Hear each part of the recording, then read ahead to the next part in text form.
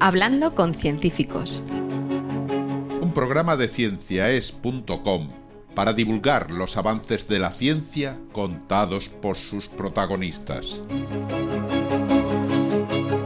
Con Ángel Rodríguez Lozano.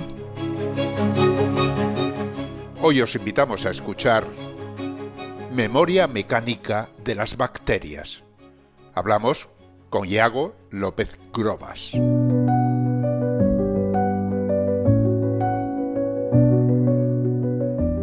¿Puede una bacteria recordar lo que le ha pasado?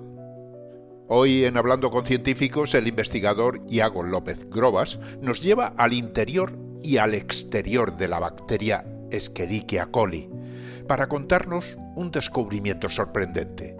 Algunas bacterias guardan una memoria mecánica.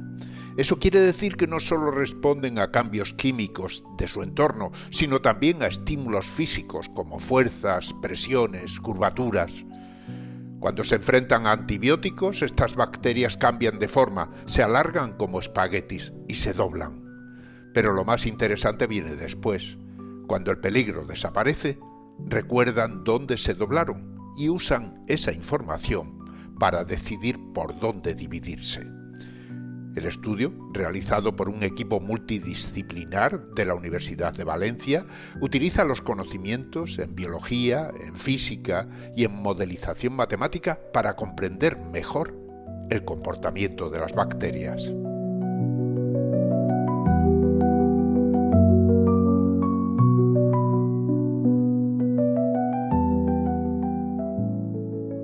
Hoy hablamos con Iago López Grobas. Es investigador postdoctoral en el programa de Biología de Sistemas Teórica y Computacional del Instituto de Biología Integrativa de Sistemas, que es un instituto que pertenece al Consejo Superior de Investigaciones Científicas y a la Universidad de Valencia. Y está con nosotros para hablarnos de la memoria mecánica de unas determinadas bacterias. Pero bueno, eso nos lo va a explicar él enseguida porque acaba de publicar un artículo junto a un conjunto de investigadores en Nature Communications que habla de este tema. Muchísimas gracias, Iago, por participar en Hablando con Científicos. Nada, gracias a ti, Ángel, por la invitación. Es un honor para mí. Vamos a hablar de memoria mecánica de bacterias. Para empezar, habláis de una bacteria en concreto, la Escherichia coli. Parece ser que es una vieja conocida de todos los investigadores y de todos nosotros, porque la llevamos dentro, ¿no? Efectivamente, sí. La Escherichia coli es muy útil como bacteria porque está muy bien estudiada. Entonces, en las últimas décadas se ha caracterizado muy bien todo lo que viene siendo su genoma, ¿no?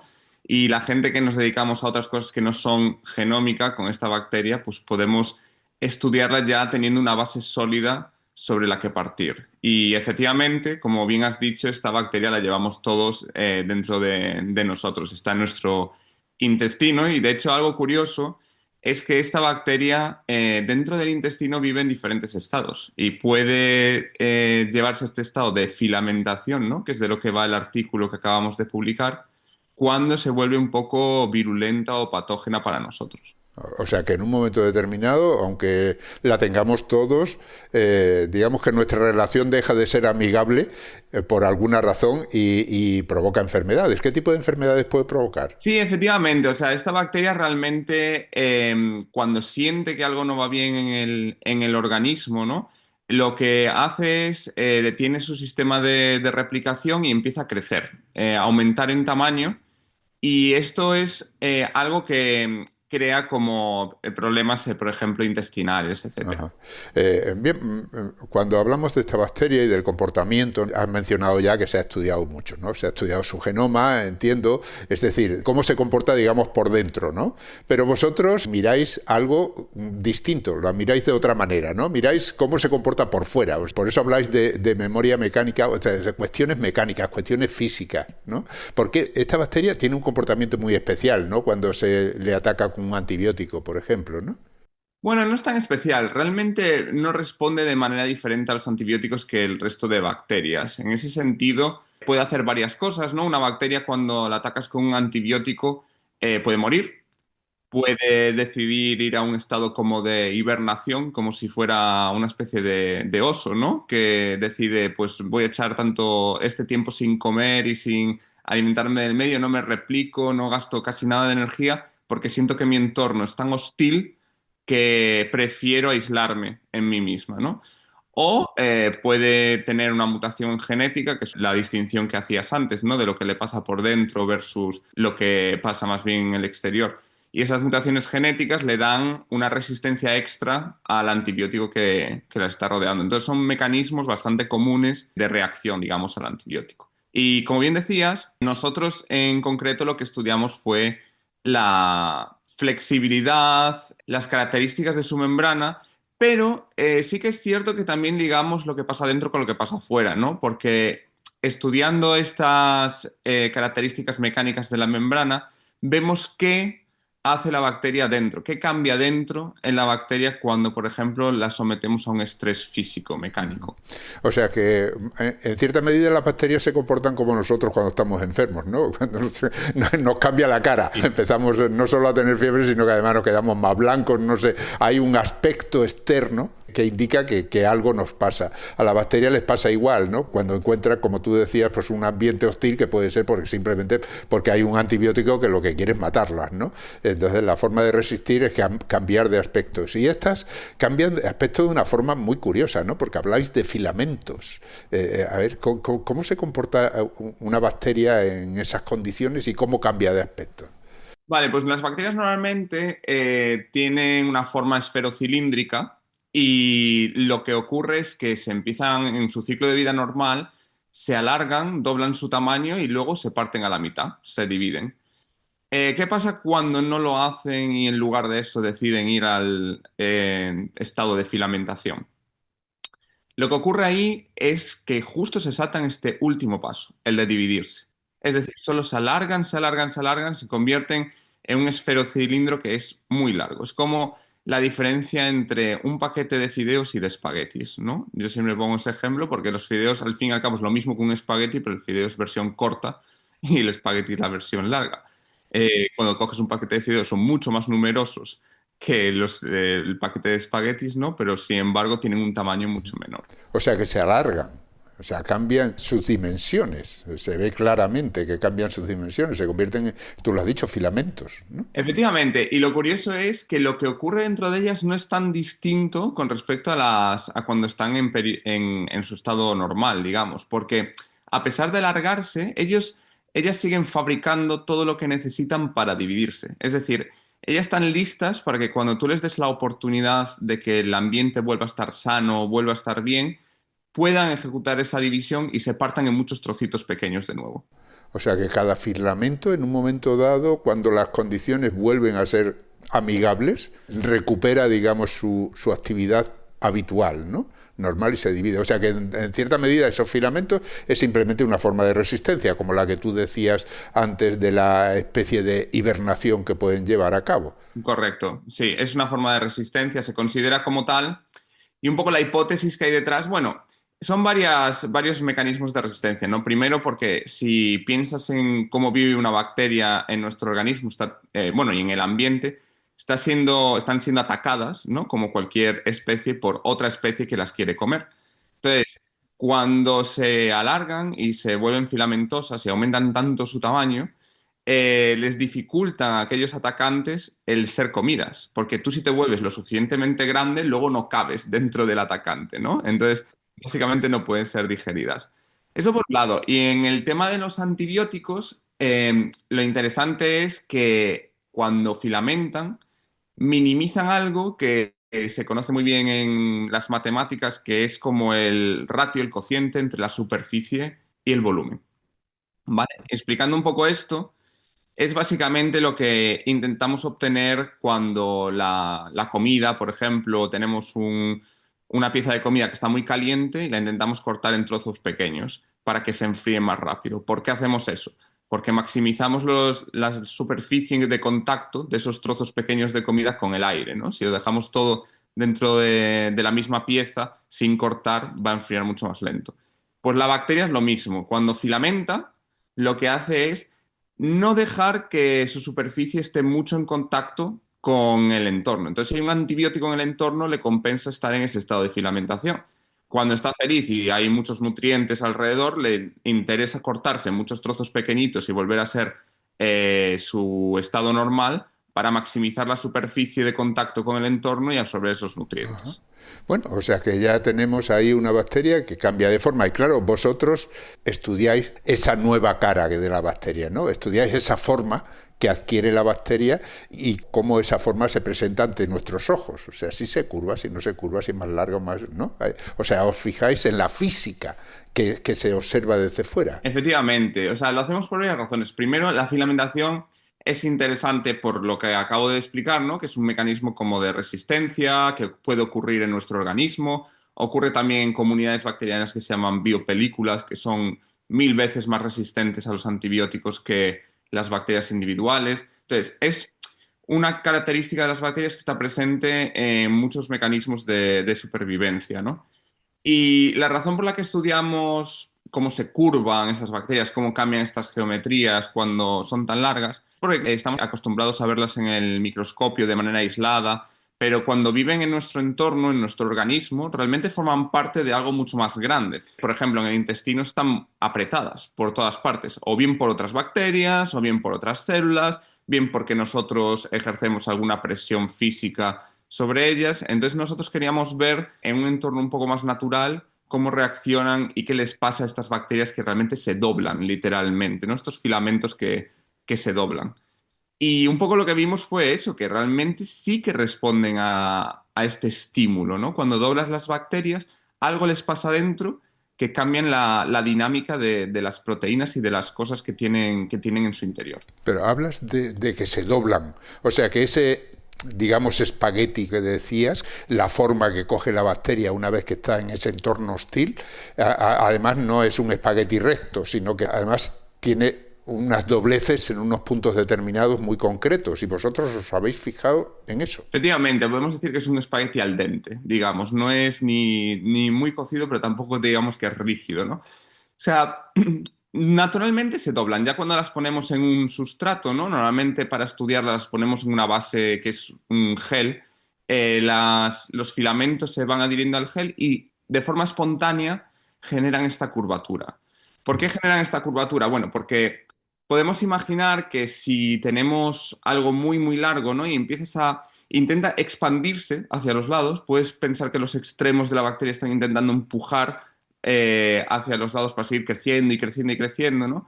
Hay un momento en que se crea tanta fuerza mecánica en el centro, porque ese centro no se puede expandir tanto como los extremos, que lo que hace es curvarse de manera natural, ¿no?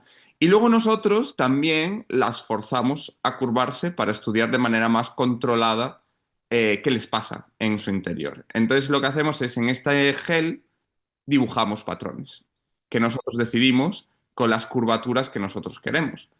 Y hacemos que los filamentos crezcan acorde con estos patrones. Entonces nosotros podemos saber qué curvatura tiene cada parte del filamento en todo momento, ¿no? Es un poco controlar la forma de las bacterias. Y de hecho hemos creado bacterias con forma así un poco de caracol, un poco de espiral, etcétera. O sea, esa curvatura vaya, digamos, escrita dentro de la bacteria para que en estas circunstancias yo me estiro.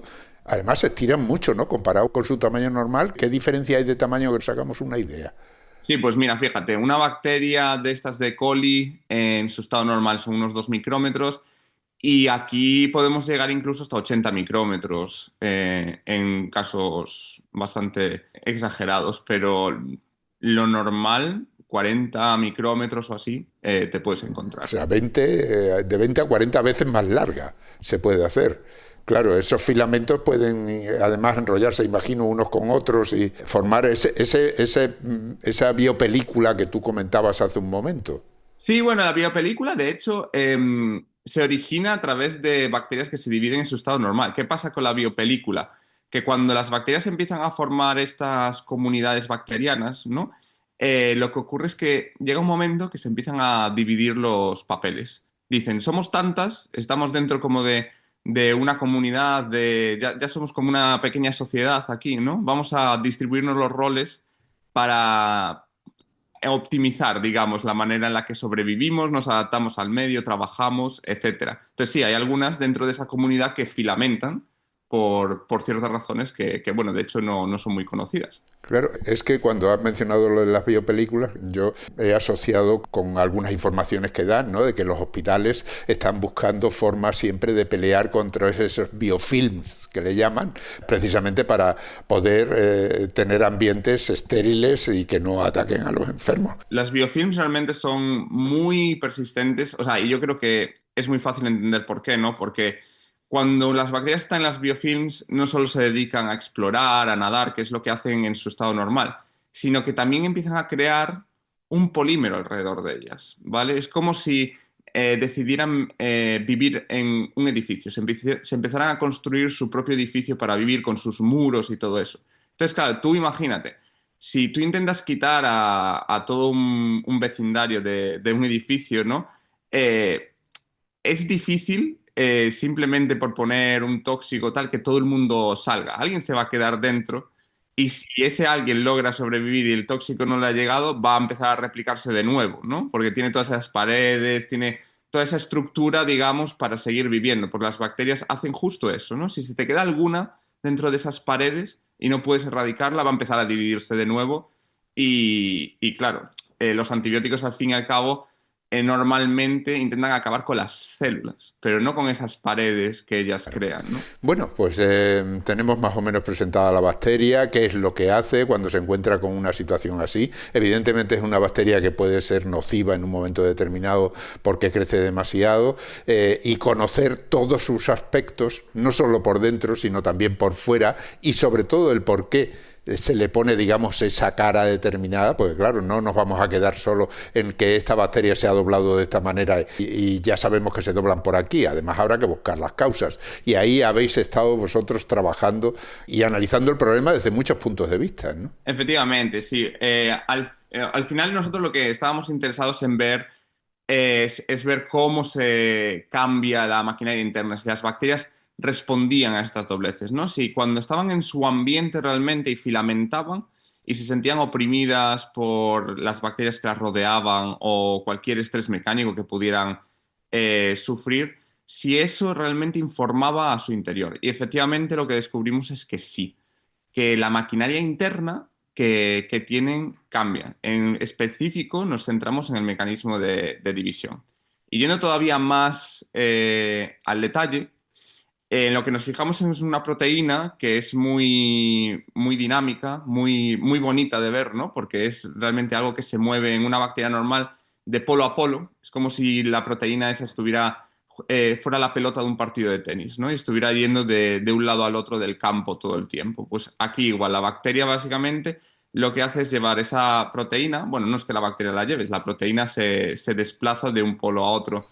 ¿Y eso por qué lo hace? Porque resulta que esta proteína que va de polo a polo inhibe el anillo de división que es necesario para la división celular, ¿no? El anillo de división lo puedes ver en este partido de tenis como la red que divide el campo y que necesitas tenerla ahí en todo momento. Y la bacteria, para que se divida, necesita tener esa red también en el centro. Entonces, donde la pelota pasa más tiempo, que es en los extremos de la bacteria, es donde no va a estar la red. Y el anillo de división, en este caso, como la proteína no para irse de un polo al otro, va a formarse en el centro. Entonces, es un mecanismo para que la bacteria decida dónde pongo mi anillo de división, dónde me voy a dividir. Y un poco el proceso de filamentación lo que hace es llevar eso a una bacteria que tiene un cuerpo mucho más largo, donde se crean múltiples anillos de división. Esta proteína sigue circulando por todo el filamento. Y lo que vimos es que al doblarla, la bacteria cambia dónde sitúa estos anillos de división. O sea que ahí hay una relación entre lo que ocurre fuera y lo que ocurre dentro, ¿no? O sea, esa proteína es muy importante porque es lo que tú has dicho, ese campo de tenis realmente es un campo muy alargado cuando la bacteria se ha estirado, digamos, y está formando ese filamento, ¿no? Efectivamente, ese campo de tenis realmente cuando la bacteria empieza a formar filamento es como si empiezas a multiplicar el campo de tenis. Se empieza a poner muchas redes. en los centros de los campos de tenis. O sea, es como multiplicar el partido de tenis por muchos, ¿no? La bacteria sigue poniendo sus anillos de división y la forma en la que reacciona a la curvatura, digamos, cuando la doblas, es que elige o tiende a elegir los sitios donde se divide en esos sitios de máxima curvatura. O sea que esos sitios marcan lo que ocurrirá después, una vez que ya el ambiente ha mejorado, digamos, y empieza a dividirse. O sea que de alguna manera está ahí resistiendo, pero preparada para atacar, podemos decir, ¿no? Efectivamente, si tan pronto le den la oportunidad, va a lograr dividirse y lo va a hacer en aquellas regiones donde la curvatura era máxima, preferentemente. Luego, al final, se acaba dividiendo en donde están cualquiera de las redes del partido de tenis, después de cierto tiempo, pero al principio va a elegir esas zonas donde tiene la máxima curvatura. Claro, pero llegar a esas conclusiones requiere muchísimo trabajo. Tú lo estás contando de una manera como si fuera fácil, ¿no? Pero no, de fácil no tiene nada, ¿no? Habéis tenido ahí un trabajo tremendo tratando de delimitar, digamos, todas estas variables que van surgiendo en el camino, ¿no? Cuéntanos un poquito cómo ha sido ese trabajo para que podamos seguir un poco también cómo se hace una investigación, que creo que es importante. Vale, pues mira, básicamente en el laboratorio nosotros lo que hacemos primero es inducir la filamentación. Lo que queremos es ver este, digamos, fenotipo, ¿no? Este tipo de bacterias. Entonces las exponemos a un antibiótico que no las mata, pero sabemos que las va a hacer filamentar, para tener un ambiente controlado. No esperamos a que ellas filamenten espontáneamente, porque entonces de millones de bacterias que estudiamos, pues igual filamentaría un porcentaje muy pequeño y habría que ir a buscarlas y nos complicaría mucho la tarea, ¿no? Entonces usamos un antibiótico, las hacemos filamentar y luego lo que hacemos es las alteramos genéticamente también para que ellas expresen, bueno, lo que se llama fluorescencia, ¿no? La fluorescencia es básicamente que hacemos cualquier proteína que tienen dentro, pues luminosa. En este caso elegimos la proteína esta que representa el balón, la pelota de tenis. Bueno, pero proteínas en una bacteria hay millones. ¿Cómo ya teníais, esa la tendríais de alguna manera señalada, ¿no? Por lo menos información sobre ella. Sí, al principio de la entrevista mencioné que se sabe mucho sobre E. coli, entonces partimos de una base muy buena, entonces sabíamos exactamente qué proteína queríamos estudiar y la señalizamos, digamos, por una razón muy concreta. O sea que a esa proteína lo que hacéis vosotros es de alguna manera alterar el genoma de la bacteria para que ahí vaya como una lucecita, digamos, acoplada a la proteína y que la podáis ver luego por fluorescencia, ¿no? Efectivamente. Y esa es la parte en la que yo ahora, que luego una vez tenemos los filamentos y la proteína preparada ya para visualizar, la llevamos al microscopio. Y en el microscopio es un instrumento que nos permite ver muy en detalle las bacterias. Grabamos vídeos muy largos, ¿no? Entonces, a medida que la bacteria va creciendo y va filamentando, vamos sacando imágenes tanto del cuerpo entero como de esta proteína brillante. Porque nosotros con el microscopio lo que podemos hacer es mandar luz de cierta longitud de onda, ¿no? De cierto color, digamos, y la proteína nos devuelve un color distinto. Entonces, gracias a eso, podemos visualizarla. Y lo que hacemos es monitorear dónde está esta proteína con el tiempo, cómo cambia su dinámica a medida que la bacteria va filamentando y, sobre todo, cómo cambian los sitios donde pasa más tiempo esta proteína cuando la bacteria se curva, ¿vale? Porque básicamente la hipótesis era esa, que la curvatura o la tensión mecánica que sufre la bacteria debido a esta curvatura en la membrana cambia el posicionamiento de esta proteína. Claro, pero entiendo que cuando hablas de proteína no estamos hablando de una molécula de proteína, sino que habrá muchas más y ahí lo que determinaréis es dónde se acumula más cantidad, ¿no? En un momento determinado, porque brillará más que en sitios donde no se acumule o se acumule muy poca, ¿no? Sí, efectivamente, hay una distribución de proteína, pero bueno, la verdad es que esta proteína sí que es cierto que se localiza y deslocaliza, digamos, ¿no? O sea, cuando se va a un polo es como que si tienes muchas personas que van todas a la esquina de una sala, se agrupan todas juntas, ¿no? Y hasta que vayan a la esquina de la otra sala no se vuelven a agrupar, ¿no? Y van así de una esquina a otra, básicamente. Entonces, mientras están digamos, en el tránsito, es más difícil verlas porque están más dispersas, ¿sabes? Si tienen, pues imagínate, un porcentaje de ellas la señal luminosa, cuando están todas juntitas va a ser mucho más fácil verlas que cuando están dispersas. Bien, o sea que entonces de esa manera vais siguiendo a la proteína en función de cómo va comportándose la bacteria, ¿no? Y estáis viendo lo que pasa en esos lugares de curvatura, digamos, también, y lo que sucede en cada momento. Muy bien, ya tenéis ahí esa pelota de tenis que la podéis seguir como si estuviéramos viendo un partido real, es decir, la pelota es distinta al resto y por lo tanto podéis seguir donde está. ¿Y luego qué hacéis? Y de hecho, en el caso de los filamentos, lo que seguimos es múltiples pelotas de tenis, ¿no? Porque el campo de tenis se replica. O sea, hay mucho tenista dentro de la cancha, ¿no? Exactamente, hay mucho tenista dentro, sí. ¿Y qué os dice eso, no? Porque claro, todo eso vais tomando nota. Pasa esto en este momento, esto en este otro. Imagino que la cantidad de datos será inmensa, ¿no? Estaréis ahí muchas horas mirando por el microscopio o analizando imágenes, ¿no? Sí, exacto. Nosotros lo que hacemos es grabarlo, ¿no? Y lo que nos dice es básicamente, claro, tú cuando tienes un filamento que crece de manera recta, tú puedes predecir exactamente, en caso de que le des la oportunidad de dividirse, dónde se va a dividir. Porque el filamento escoge poner los anillos de división de una manera muy determinista, muy predefinida. O sea, está muy bien estudiado, la va a espaciar cada 2 micrómetros, que es la longitud de un cuerpo celular, ¿no? Y ahí va a poner sus anillos, o X micrómetros, digamos, dependiendo de la bacteria. Pero, ¿qué pasa? Que cuando curvas la bacteria, eso deja de ser cierto, ¿no? Lo que observamos es que esto va a desplazar dónde los anillos se ponen preferentemente y dónde se va a dividir. Entonces, para eso tenemos que grabar, como has dicho, vídeos muy largos y luego hay que analizar esas imágenes. Analizar esas imágenes en unos vídeos muy largos. Vamos a tomarnos un pequeño descanso antes de seguir con ese análisis y lo que habéis visto. Volvemos enseguida.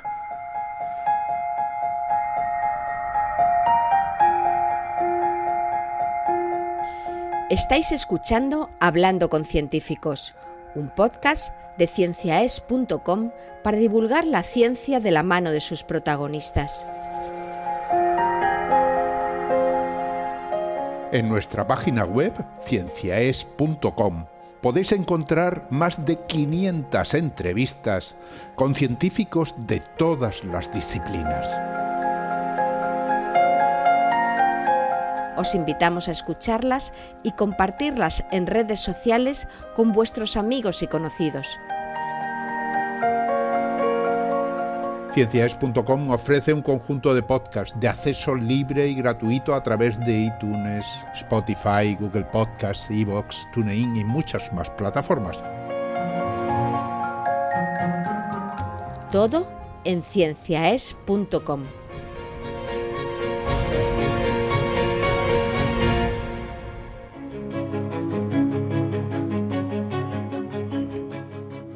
Continuamos hablando con Iago López Grobas, que es investigador del programa de Biología de Sistemas Teórica y Computacional en el Instituto de Biología Integrativa de Sistemas, que es un instituto que pertenece al Consejo Superior de Investigaciones Científicas y a la Universidad de Valencia.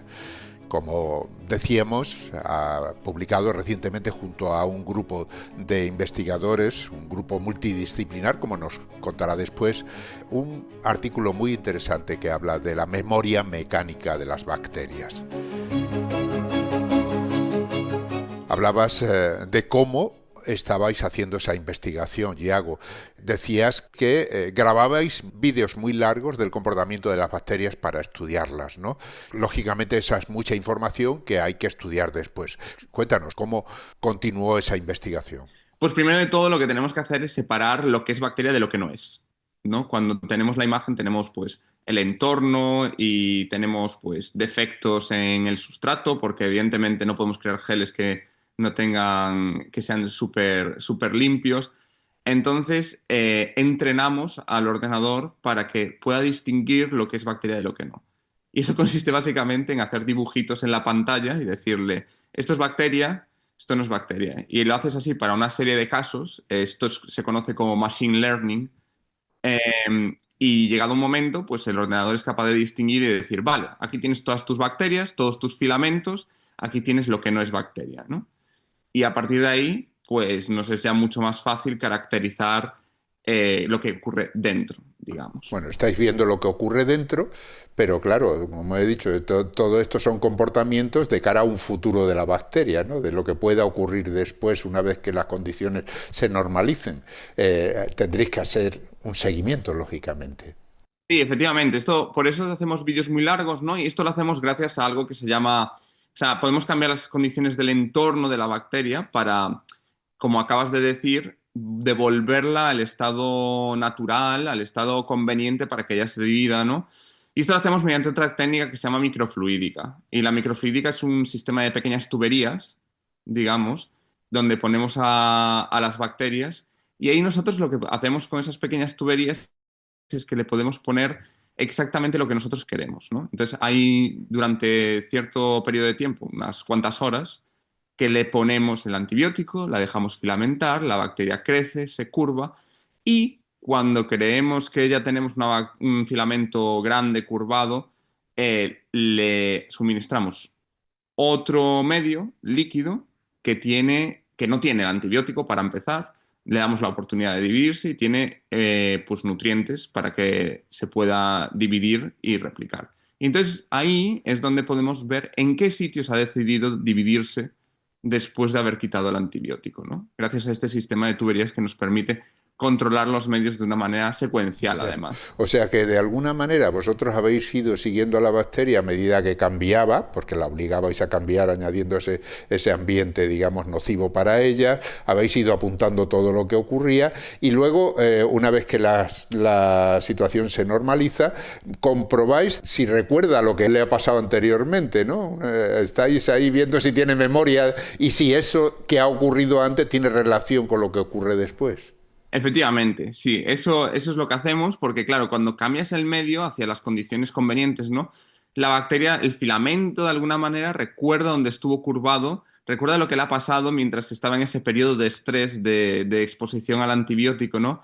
Y se divide conforme a los sitios de división que decidió poner cuando estaba en ese periodo de estrés. O sea que se curva justo en los sitios donde se divide después. Sí, preferentemente sí. La curvatura básicamente modifica cómo esta pelota de tenis va moviéndose por dentro del filamento, digamos. Eso es lo que hace la curvatura, ¿no? También te lo puedes imaginar con el campo de tenis. O sea, la trayectoria de la pelota no va a seguir la misma trayectoria, valga la redundancia, si el campo de tenis es uno estándar que tenemos en la mente, ¿no? Así lo curvas de repente y tienes que jugar de otra manera. Pues esta proteína, de cierto modo, también se adapta. Y como esa proteína tiene un efecto en donde la bacteria decide los sitios de división, cuando tú le das la oportunidad a la bacteria de dividirse, pues vas a modificar de alguna manera dónde están esos sitios de división. Claro, manejar toda esta información requiere además modelización, ¿no? O sea, vosotros tenéis que hacer ahí programas de ordenador que de alguna manera os ayuden a interpretar lo que estáis viendo, porque una cosa es tomar nota y otra cosa es saber por qué o qué consecuencias puede tener, ¿no? También ahí tenéis modelos que intenten imitar cómo funciona la bacteria. Efectivamente, sí. La modelización matemática, que es básicamente construir un filamento en tu ordenador, ¿no? Y simplificarlo, porque al fin y al cabo los filamentos bacterianos, pues claro, son muy complejos. Como has mencionado tú, tienen muchas proteínas dentro, hay mucha maquinaria y nosotros con los modelos matemáticos podemos aislar esa parte de la maquinaria que nos conviene, que nos gusta, que nos interesa estudiar en ese momento, ¿no? Y el modelo matemático, o los modelos matemáticos, en este estudio nos ayudaron por dos vías. Primero, para entender por qué las bacterias, o los filamentos en este caso, se curvaban de manera espontánea, ¿vale? Y esto tiene un poco que ver con lo que dije al principio de que intentan empujar hacia los lados para seguir creciendo, pero llega un momento que el estrés mecánico se acumula en el centro. Esto lo pudimos ver gracias a un modelo. Lo que hicimos es decir que el filamento, pues en vez de ser un filamento bacteriano, es una serie de muelles que están conectados en uno al otro, porque los muelles son mucho más sencillos de interpretar que un filamento bacteriano. Entonces modelizamos ese filamento como una serie de muelles y lo que vimos es qué presión sentían estos muelles a medida que se iba alargando esta cadena de muelles, ¿no? Y vimos que ahí, que los muelles que estaban en el centro estaban más comprimidos, ¿no?, que los que estaban en los extremos. Y que llegado un momento, esa cadena dejaba de ser recta y se creaba una curvatura en el centro para relajar esos muelles que estaban súper comprimidos en el centro de la cadena, digamos. Ese fue uno de los modelos que utilizamos. Y el otro modelo fue para entender un poco el comportamiento de esta proteína famosa. Entonces, en ese modelo lo que podemos ver es, bueno, primero el modelo intenta imitar lo que ocurre en la bacteria, ¿no? Esta proteína que va de polo a polo. Y una vez haces eso, tú tienes que, digamos, hacer una hipótesis, jugártela, ¿no? Un poco a qué está pasando, por qué cambia, digamos, la distribución de proteína. Y nuestra hipótesis es que había una diferencia cuando curvabas la bacteria en la difusión de la proteína, en este mecanismo de transporte que existe dentro de la bacteria. Y con eso, pues, corremos las simulaciones y vemos si realmente cambiando la difusión en ciertas zonas, en aquellas zonas con distinta curvatura, ¿no? Cambia la distribución de la proteína y podemos, digamos, replicar los resultados que vemos en el microscopio. Muy bien, muy interesante todo el tema. La verdad es que cualquier cosa de esta lleva muchísimas horas de estudio, de investigación, muchísimas personas ahí trabajando, pero claro, al final estamos hablando de bacterias. Inevitablemente nosotros asociamos las bacterias a enfermedades, cosa que no debería ser así, porque bacterias hay infinitas, lo hemos dicho aquí muchas veces, y solo una pequeña parte realmente son patógenas, pero todo esto es información sobre cómo se comporta una bacteria que en un momento determinado sí puede crear una enfermedad. Por lo tanto, lo que buscamos con conocer todo esto es conocer al enemigo para intentar combatirlo mejor, ¿no? Que es la idea general. Entonces, de alguna manera, ¿en qué beneficia esto al conocimiento que tenemos de cara a, pues no sé, a lo mejor una terapia futura o una forma o un nuevo antibiótico o alguna forma de luchar contra estas bacterias que en un momento determinado pueden ser incluso resistentes y difíciles de atacar? Estos estudios nos ayudan un poco a entender realmente cómo se comportan las bacterias en un escenario un poco más realista, ¿no? Porque tendemos a aislar demasiado, que es totalmente necesario, evidentemente, porque si no entiendes las bases, luego o sea, nosotros hemos podido construir este estudio gracias a lo que habían hecho otras personas, otros investigadores antes, ¿no? Pero realmente lo que ocurre aquí es que es interesante ver cómo se comportan cuando están, por ejemplo, en una situación realista de que no tienen espacio para crecer o cosas así, y ver si realmente tienen esos mecanismos de adaptación a su entorno. En cuanto a la aplicación a la terapia, la verdad es que en esta investigación hemos hecho, bueno, está bastante distante de una aplicación de terapia normal. O sea, es cierto que trabajamos con antibióticos, inducimos la filamentación, ¿no? Y esto es un escenario que también ocurre seguramente en nuestro cuerpo. Cuando tomamos un antibiótico para intentar acabar con una infección, acabamos dañando muchas otras bacterias sin querer, que son beneficiosas para nosotros, que viven con nosotros. Inducimos ese estado de filamentación en muchas de ellas, seguramente, porque es al fin y al cabo un mecanismo de adaptación al estrés de antibiótico que sienten. Pero bueno, para aplicar una terapia necesitamos unos cuantos estudios más que vengan detrás del nuestro para interpretar un poco los resultados y ver si realmente esto puede tener alguna función. Claro, realmente todos los estudios hacen eso, van añadiendo, digamos, conocimientos básicos que se van sumando unos a otros, y llegar luego a una utilidad práctica requiere muchos estudios como este. Pero claro, cada investigación siempre resuelve, digamos, algunas dudas, pero crea más preguntas que respuestas, eso lo sabemos.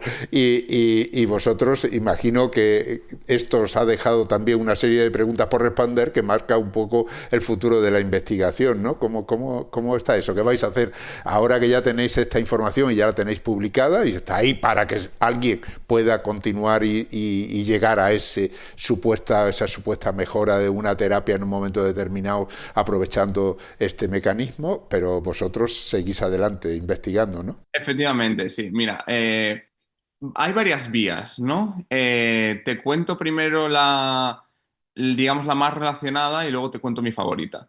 La más relacionada es ver qué ocurre cuando sometes a la bacteria a otros tipos de estreses mecánicos, ¿vale? Entonces, ahora lo que estamos haciendo mucho es darle a través de estas tuberías que dije antes, ¿no? Este sistema de microfluídica, choques osmóticos a las bacterias. Es decir, la osmosis es un proceso por el cual las bacterias regulan los componentes que hay en su entorno con los de su interior, ¿no? Y cuando ejercemos un choque osmótico, lo que hace la bacteria es encogerse. Es como si tú tienes mucho frío y de repente te encoges y intentas como hacerte pequeñito, ¿no? Sí, cuando hablas de ósmosis es que al final las paredes de la bacteria lo que hacen es de una frontera entre lo que hay dentro y lo que hay fuera, que es diferente lógicamente, y no conviene que se mezclen, porque de hecho las bacterias mueren porque a lo mejor se les abre un poro y se les cuela dentro lo que no debe de haber, ¿no? Entonces la ósmosis lo que permite es el paso de unas sustancias y otras no. Eso es una membrana de ese tipo, ¿no? Y vosotros decís que le modificáis ahí eso para ver cómo reacciona. Efectivamente, lo que hacemos es darle un choque de aportamos una concentración muy grande de una sustancia que hace que la bacteria lo detecte y intente, pues, adaptarse a ella, ¿no? Y que crea como, al encogerse, digamos, crea un estrés mecánico en su membrana, pero de diferente tipo al que es doblarla, ¿no? Porque no la estamos doblando, no le estamos ahora cambiando su geometría, lo único que cambiamos es, digamos, lo comprimida que está su membrana, ¿no? Y vamos a mirar otra vez cómo o si este tipo de estrés mecánico afecta a la proteína MIN y a los anillos de división. ¿Por qué esto es interesante? Bueno, pues porque un estrés osmótico puede venir de una comida, por ejemplo. Hay ciertos componentes en las cosas que comemos que pueden crear estos choques osmóticos en nuestro intestino y en la microbiota que tenemos dentro de... Sí, o sea, pues si comemos un producto, o sea, un alimento que tenga muchísima sal, por ejemplo, ya estamos creando ahí una diferencia, ¿no? Exactamente. Entonces estamos expuestos a esto todo el tiempo y es un poco, otra vez, aquella filosofía de decir, nos estamos acercando un poco más al escenario realista de qué les pasa a las bacterias en su entorno, ¿no? Y queremos un poco entender eso. Bueno, y esa es la vía que te decía que es quizás la más relacionada. Y luego mi vía favorita, que es en la que más estoy involucrado ahora mismo, que es que estamos intentando entender cómo las bacterias también reaccionan a otros estímulos físicos que no tienen por qué ser mecánicos, ¿no? Por ejemplo, eléctricos. Entonces, las bacterias tienen una propiedad que se llama potencial de membrana, ¿no? Este potencial de membrana es básicamente una diferencia entre las cargas que hay dentro y fuera de la bacteria. Como la bacteria se separa del medio extracelular a través de una membrana, hay una diferencia de iones entre el interior y el exterior y eso crea un campo eléctrico ahí. La bacteria realmente utiliza esta diferencia de cargas como una fuente de energía y la utiliza para moverse, para crear ATP, que es la molécula de la energía, ¿no? Incluso regulando este potencial de membrana, regula su resistencia también a los antibióticos y su modo de hibernación. Se ha visto que las bacterias que entran en este modo de hibernación tienen un potencial de membrana distinto a las bacterias que se mueren por el antibiótico, por ejemplo. Entonces es muy interesante esta propiedad, ¿no? Y ver cómo reacciona este potencial de membrana a estímulos mecánicos. Actualmente trabajo con un dispositivo que aplica una presión a la bacteria, una presión como si la bacteria fuera, digamos, lo que hay dentro de un sándwich, ¿no? Yo soy el pan de ese sándwich realmente y lo que hago es estrujar un poquito la bacteria y ver cómo cambia su propiedad eléctrica ante este cambio mecánico. Wow, muy interesante el tema, ¿eh? Tenéis ahí trabajo para rato, da gusto escucharte, pero además te explicas de maravilla, así que pues yo tenía miedo, cuando vi el artículo, digo, madre mía lo que hay aquí, vamos a ver cómo se puede explicar, y sin embargo me has hecho comprenderlo muy bien, así te agradezco mucho estas explicaciones, pero claro, estamos hablando de una investigación como todas las que mencionamos aquí en este programa, requiere muchísimo tiempo, requiere muchísimo trabajo y requiere muchas personas. participando en esa investigación, ¿no? Háblame de ese equipo, el equipo más cercano con el que has estado trabajando, cuántas personas habéis estado participando, qué aportaban, en fin, cuéntanos un poco. Vale, pues mira, para empezar, bueno, voy a empezar por la estudiante de doctorado, que es Marta Nadal, ¿no? Ella era la que cuando yo llegué al grupo ya estaba empezando a mirar la proteína MIN en estos filamentos y la que puso un poco las bases para poder estudiar todo esto. Estuvo trabajando muy duro y está haciendo su doctorado. Y estaba en el laboratorio bueno, sigue estando en el laboratorio de Javier Buceta, ¿no? Que es el líder de grupo, de la investigación, y Javier siempre tuvo un interés muy fuerte sobre estudiar la mecánica de sistemas vivos, ¿no? No solo se restringe a las bacterias, sino que él también estudia células mamíferas, por ejemplo, y cómo los tejidos se encogen, se estiran y las fuerzas mecánicas que sufren.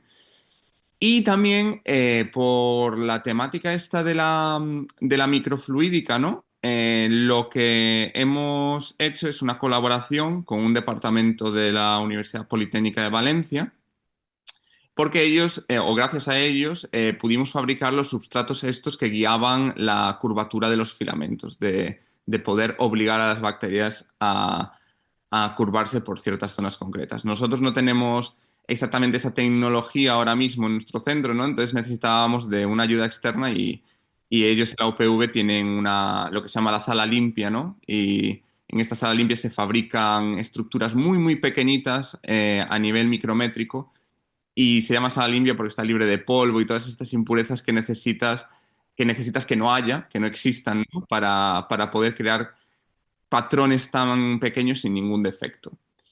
Y ese fue un poco el equipo. También tuvimos por el lado de las simulaciones a Lena, que era una estudiante de doctorado del grupo, que junto con Javier hicieron las simulaciones matemáticas, digamos, para interpretar un poco lo que pasaba en los experimentos, ¿no? Marta y yo Marta, que es la estudiante de doctorado, nos ocupábamos más bien de la parte experimental, de hacer la microscopía, la microfluídica y de analizar el tema de los vídeos, las imágenes, traquear la proteína con el tiempo, el crecimiento de las bacterias, etc. Bueno, eso da una idea de lo complicado que es una investigación de esta. Y esto siempre lo decimos aquí en este programa para aquellas personas que se guían de una frase en YouTube para llegar a una conclusión que muchas veces es errónea, ¿no? Estas investigaciones requieren muchísimos años y no todas llegan a buen término. Una pena porque esos años están ahí, dedicados, y a lo mejor no dan como fruto un resultado esperado y no salen publicadas y por lo tanto no se conocen.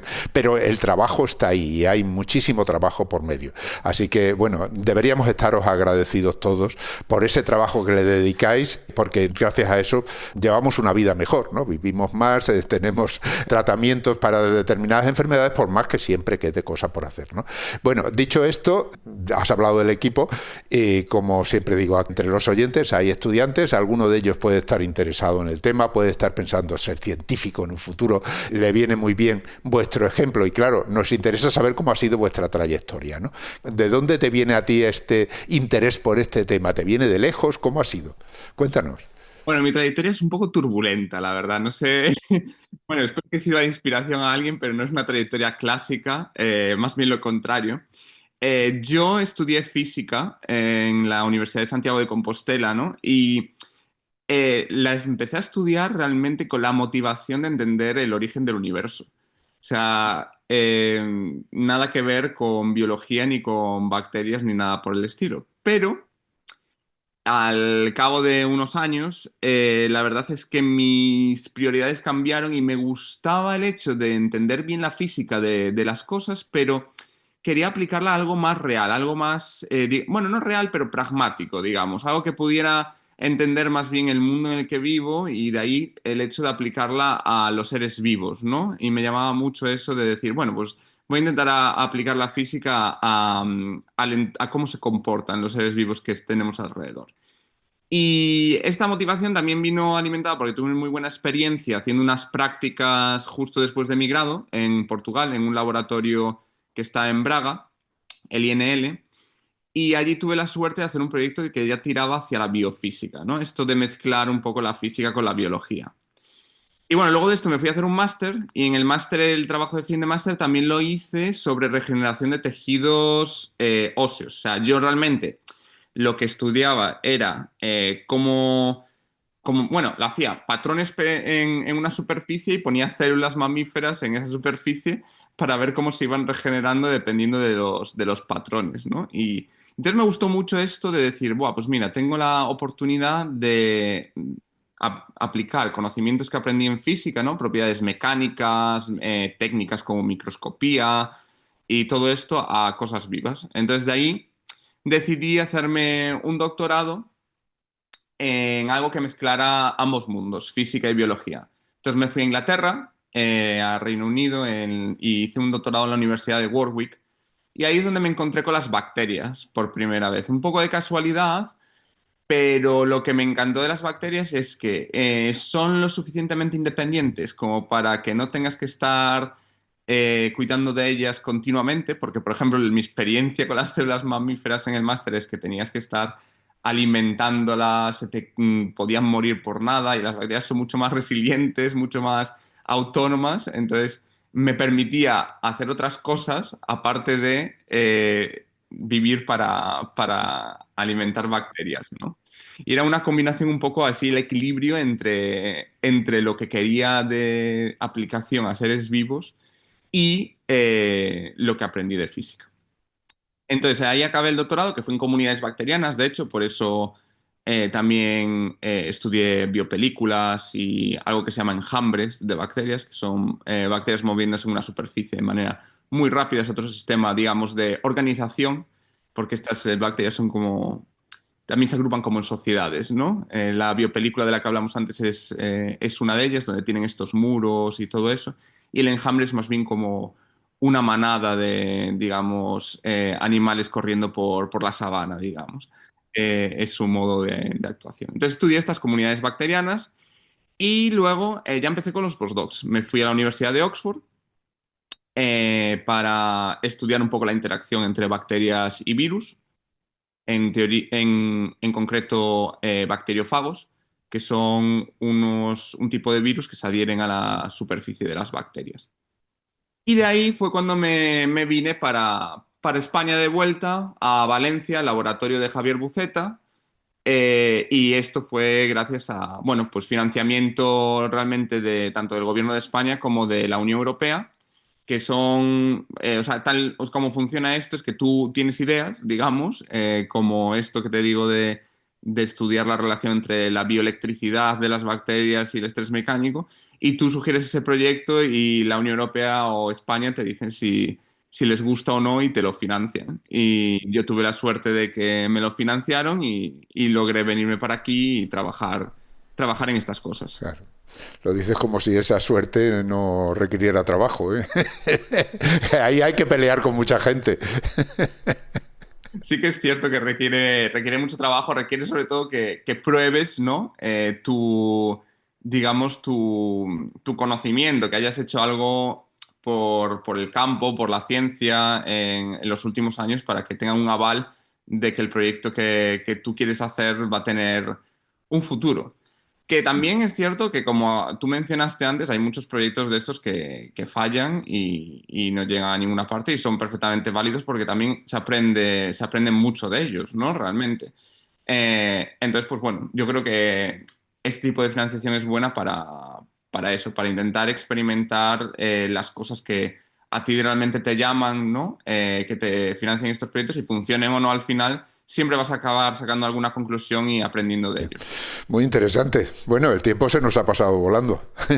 Ya, no sé si quieres añadir alguna cosa más antes de despedirnos. Bueno, en esto de que me preguntabas de que nos escuchaban muchos estudiantes y todo eso, me gustaría básicamente mandar el mensaje de que se fijen en que hay gente como yo, ¿no? De que aunque tú hayas entrado en una carrera X y cuando estés acabándola piensas que no encajas ahí o estás tu motivación se está alejando mucho de esa temática, realmente hay formas de transitar entre campos que son necesarias también, ¿no? Porque al final te aporta un punto de vista diferente sobre las cosas sobre las personas que ya estudian ese campo desde una base de su grado y todo eso. Y que no se desesperen ni nada y que sigan su entusiasmo allá donde los lleven. Yo creo que al final, para un científico, lo más importante es la motivación, y a partir de ahí el aprendizaje viene solo. Oye, pues ahí queda el mensaje, que supongo que le vendrá bien a más de uno. Muy interesante todo lo que nos has contado, y ya solo me queda agradecerte tu participación, y cuando avances con esas otras investigaciones, pues que vuelvas por aquí para contarnos. Estaré muy encantado, Ángel. Muchas gracias por la invitación y estaré súper feliz de volver a estar por aquí cuando las cosas avancen de nuevo. De acuerdo, pues hemos hablado con Iago López Grobas, es investigador postdoctoral en el programa de Biología de Sistemas Teórica y Computacional en el Instituto de Biología Integrativa de Sistemas, que pertenece al Consejo Superior de Investigaciones Científicas y la Universidad de Valencia. Lo dicho, Iago, hasta pronto. Hasta pronto, Ángel.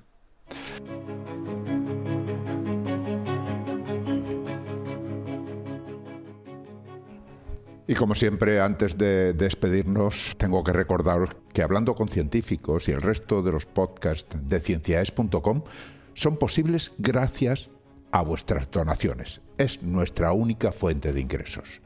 Así que, si escuchas nuestros programas, si te gustan y todavía no te has unido al grupo de mecenas, ánimo, únete.